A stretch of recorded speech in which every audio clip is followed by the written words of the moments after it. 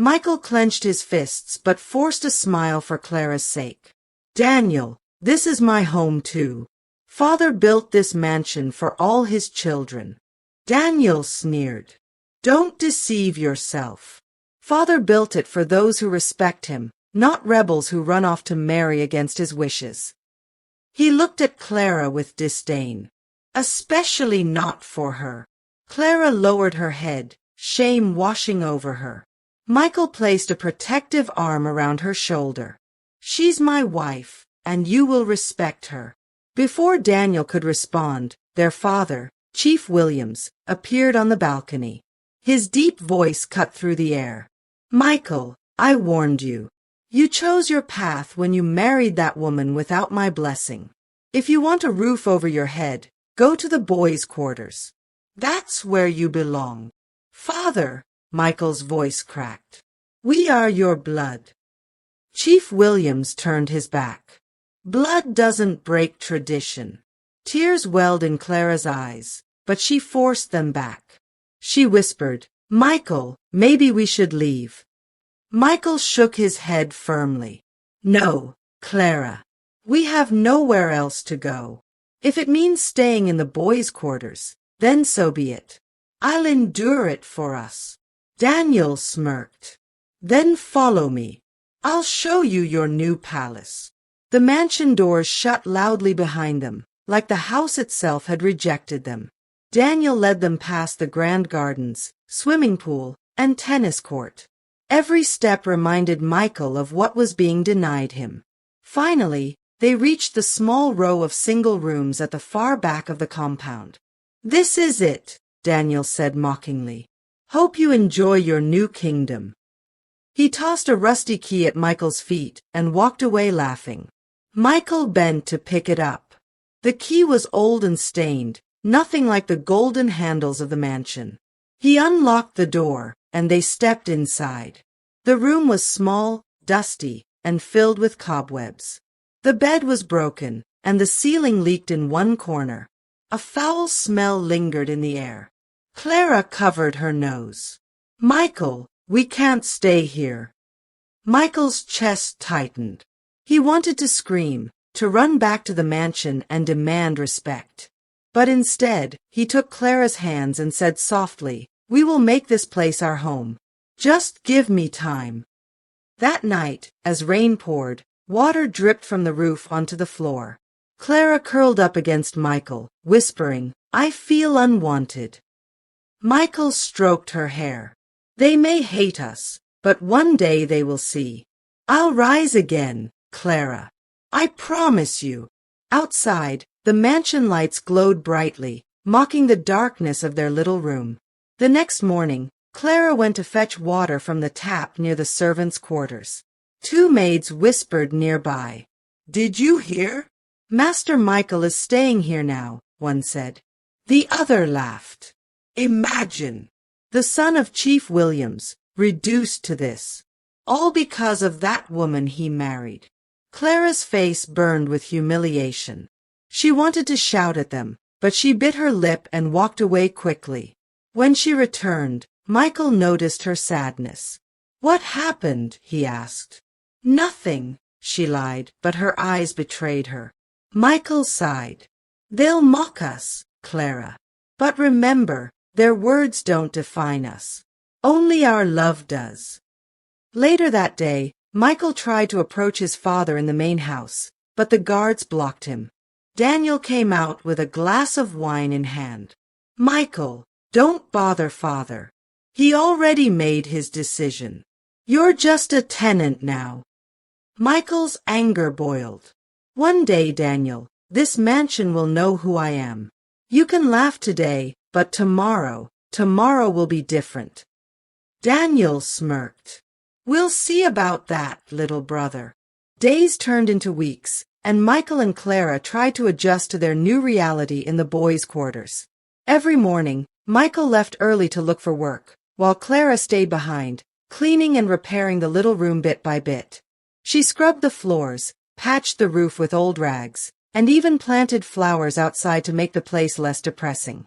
But no matter how hard they tried, The mansion loomed in the distance like a constant reminder of rejection.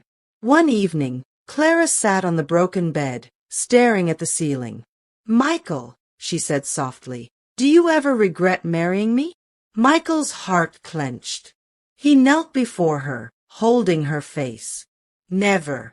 I'd rather live in this small room with you than in a palace with someone I don't love." Clara's eyes filled with tears. "But your family." "My family may not see your worth, but I do. And one day the world will too." They embraced, but outside their window, Daniel stood watching from a distance, a cruel smile on his lips. "We'll see how long your love lasts," he muttered. One Saturday, Chief Williams hosted a grand party at the mansion. Politicians, businessmen, and socialites arrived in flashy cars. The compound glittered with lights, music, and laughter. From their small window, Clara watched the women in elegant gowns step out of their cars. "Michael, let's not go near them. They don't want us there." But Michael shook his head. "This is my father's house. I won't hide." They dressed in their best, though simple, clothes and walked toward the mansion. As they entered the compound, whispers spread like wildfire. "Look, it's Michael, in rags compared to his brother. And that's his wife. She doesn't belong here." Daniel spotted them and smirked. Grabbing a microphone, he made an announcement. "Ladies and gentlemen, please welcome my dear brother Michael, who has decided to grace us from the boys' quarters." Laughter erupted. Clara's face burned with shame, and she tugged at Michael's arm to leave. But Michael stood tall, his eyes fixed on his father at the head table. "Father," he said loudly, "I may live in the boys' quarters, but remember this, I am still your son." The crowd fell silent. Chief Williams stared at him coldly and then turned away without a word. The humiliation was complete. That night, Clara wept silently in their room. Michael tried to comfort her, but she pulled away. "Michael, I can't take this anymore. Every day they mock us. Every night I feel like I'm drowning in shame." Michael's voice broke. "Clara, please, don't lose hope. Things will change." "Will they?" she asked bitterly.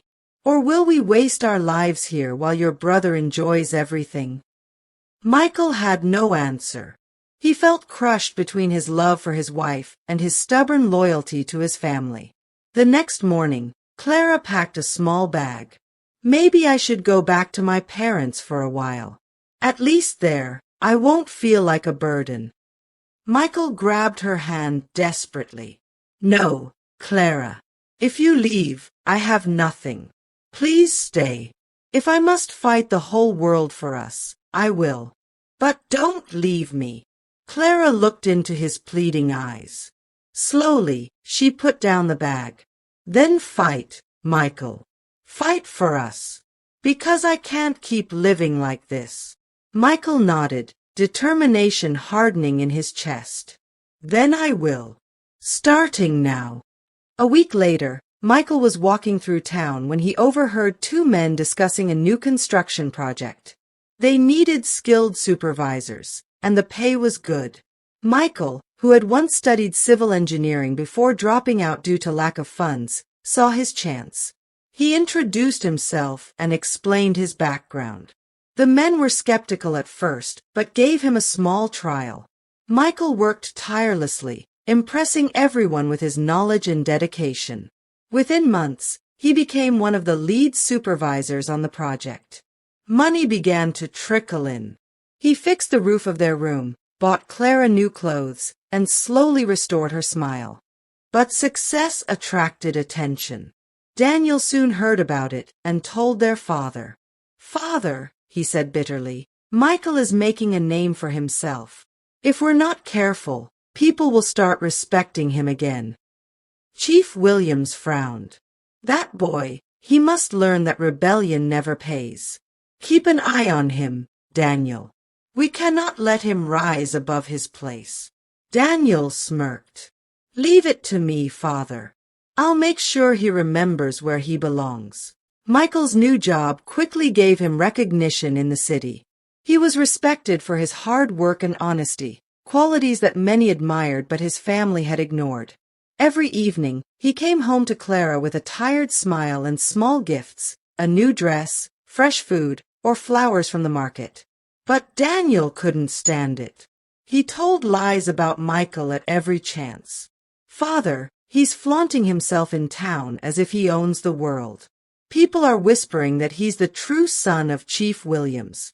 If you let this go on, our name will be mocked." Chief Williams grew restless. "What do you suggest?" Daniel smirked. "We remind him that no matter what he achieves outside, he will never belong inside this mansion. He should be broken before he becomes a threat." So one afternoon, when Michael returned home, he found their little garden destroyed. The flowers Clara had planted were uprooted, and the small table he had built was smashed. Clara wept when she saw it. "Who did this?" Michael demanded, his voice shaking. Daniel appeared from behind the fence, clapping slowly. "Welcome home, little brother. How's life in the slums of the rich?" Michael's eyes burned. "Daniel, you've gone too far." Daniel leaned close and whispered, "You'll never rise above me. Never." For days, Michael carried anger in his chest. But Clara, despite her pain, refused to let hatred consume her. One evening, she took Michael's hands and said softly, "Don't waste your strength fighting Daniel. Use it to build us a future." Michael stared at her, amazed by her resilience. "How do you remain so strong, Clara?" She smiled faintly. "Because I know who you are. You're more than a mansion. You're more than your father's rejection. One day, this world will see you as I do." Her words gave Michael fresh determination. He worked even harder, saving every penny. Clara too started a small tailoring business from their tiny room, stitching clothes for the servants who had once mocked her. Slowly, respect began to grow. Servants who used to laugh now greeted her politely. Some even brought her food as thanks for her kindness. The tide was slowly turning. But Daniel's hatred only deepened. Months later, tragedy struck. Chief Williams' company faced a major crisis when a government project collapsed due to poor construction. Angry clients demanded answers, and lawsuits threatened the family's empire. Daniel, who managed the company, was blamed for negligence. Reporters hounded him, and investors pulled out. Chief Williams fell ill from the stress. Desperate, Daniel called a family meeting. For the first time in years, he turned to Michael. "Brother," Daniel said through clenched teeth, "we need your expertise. The workers in town respect you. You can save the company." Michael looked at him in disbelief. "You mocked me, humiliated my wife, and destroyed my home. And now you want my help." Chief Williams, frail in his chair, coughed. "Michael, please. The family needs you." Clara looked at Michael silently, her eyes telling him she would support his choice. After a long pause, Michael said, "I'll help, not for you, Daniel, but for Father's legacy. But know this, once I succeed, things will never return to how they were. I will not be treated as a stranger again." Michael took charge of the collapsing project. His leadership was firm, his honesty refreshing, and his dedication unmatched. Within months, the company recovered. Workers who had abandoned the Williams name returned, saying, "We'll work under Michael. He's the one who knows the value of people." The press hailed him as the forgotten son who saved an empire. Suddenly, Chief Williams' name was respected again, but now it was tied to Michael. At the celebration party, journalists asked, "Sir, what's the secret of your success?" Michael looked at Clara, then replied, "It's love. Love gives strength where pride fails." The crowd applauded, but Daniel seethed in silence. Chief Williams, with tears in his eyes, finally spoke publicly. "Today, I acknowledge Michael not only as my son but as the true pillar of this family."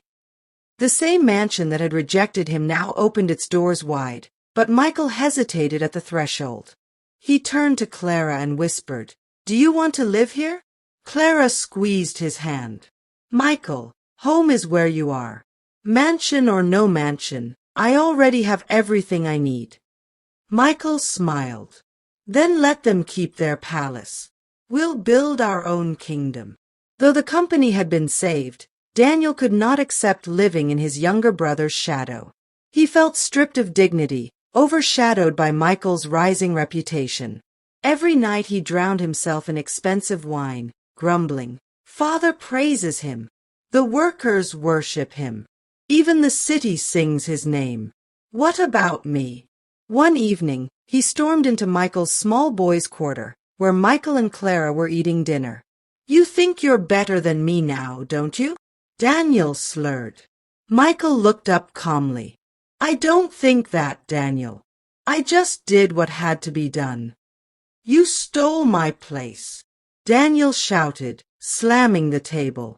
"This was supposed to be mine." Michael stood slowly, his eyes steady. "You lost your place when you forgot that leadership is about service, not pride." Daniel's face twisted with rage. He raised his hand as if to strike, but Clara quickly stepped in front of Michael. "Enough, Daniel. You've caused us enough pain. Leave before you regret it." For the first time, Daniel hesitated. Clara's voice shook with strength he hadn't expected. He sneered but walked away, muttering, "This isn't over." Chief Williams, weakened by illness, spent more time reflecting on his past decisions. One evening, he asked Michael to join him on the mansion's balcony. "Son," he began in a frail voice, "I wronged you. I let my pride and tradition blind me. I chose wealth over love, and I punished you for following your heart." Michael swallowed hard. For years, he had longed to hear those words. "Father!" Chief William's eyes glistened with tears. "When I see Clara by your side, I see the strength of true love. She has given you what money never gave me, peace. I'm ashamed of how I treated her." Clara, who had quietly stepped onto the balcony, knelt before him. "Father, I forgave you long ago. All I wanted was for Michael to feel accepted." Chief Williams reached for her hand, his voice breaking. "Daughter, forgive an old man. You deserve to sit at my table, not be pushed into the shadows." Michael helped his father up gently. For the first time, the weight of years of rejection began to lift. A week later, Chief Williams announced a family gathering. The mansion's grand hall was filled with relatives, servants, and close friends. All eyes were on Michael as Chief Williams stood to speak. "My children," he began, "today I make it clear. Michael is not only my son but the future of this family. Without him, we would have nothing." Applause echoed through the hall. Daniel sat in the corner, his face pale with fury. Chief Williams turned to Michael. "From this day, the mansion is yours. Every room, every wall, every stone, it belongs to you and Clara." Gasps filled the hall. Michael felt Clara's hand tighten in his. She whispered, "Michael, this is what you deserved all along." But Michael shook his head slowly. He stepped forward, his voice steady. "Father, I don't want the mansion. I've learned that home is not in marble walls or golden gates. Home is in love, in respect, in peace. Keep the mansion or give it to Daniel. Clara and I will build our own home with our own hands." The hall fell silent. Even Daniel's anger was drowned by shock. Michael continued, "I thank you for the recognition, but the boys' quarters you cast me into became the place where I found strength, humility, and love. That is worth more than any mansion." Clara's eyes brimmed with pride. She knew this was the man she married, the man no rejection could break. Months later, Michael and Clara moved into a modest but beautiful home they built in town. It wasn't as grand as the mansion on the hill, but it was filled with laughter, love, and peace. Neighbors admired them, not for their wealth, but for their humility and kindness.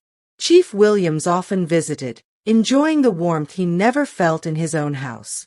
Even the servants from the mansion came by, preferring the genuine love of Michael's home to the cold luxury of Daniel's halls. Daniel remained in the mansion, but it became an empty palace. He had everything money could buy, but no joy, no respect, no love. At night, he would stare out of the tall windows, listening to the silence, and wonder why the house felt so hollow. One day, Clara sat beside Michael on their porch, watching children play nearby. "Michael," she whispered, "do you ever think about what could have been if your family had accepted us from the start?" Michael smiled gently, pulling her closer. "If they had, I might never have discovered who I truly am. The boys' quarters was their insult, but to me, it became the fire that shaped me.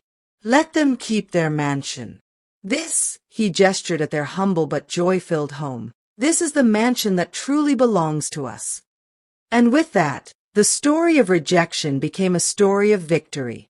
For Michael and Clara had proven that a palace without love is only a prison, but even the smallest home filled with love is a kingdom beyond compare.